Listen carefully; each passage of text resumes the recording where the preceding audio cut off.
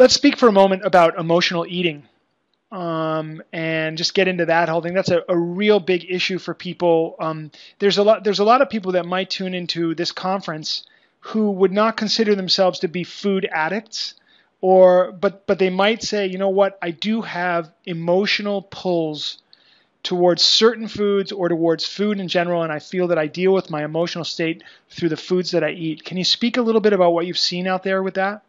Okay, let me just, food in general is very emotional. It's very social.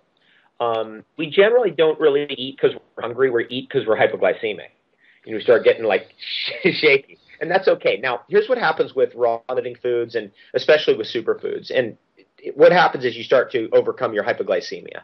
So you start having a more balanced blood sugar for a long period of time. And that helps you so much with cravings.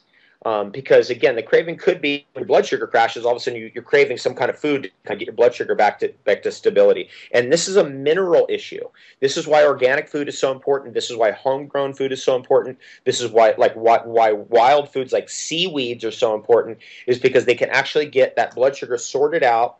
It's why protein is important, to get that blood sugar sorted out over a long period of time so we don't have the crashing.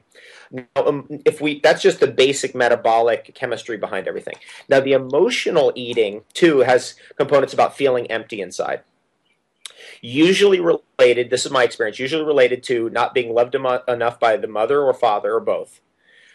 So we need to really look and address that issue. Like, okay, what is it? You first need to admit it. You need to come forward and admit it. Like, I don't feel like I was loved enough by my mother or father.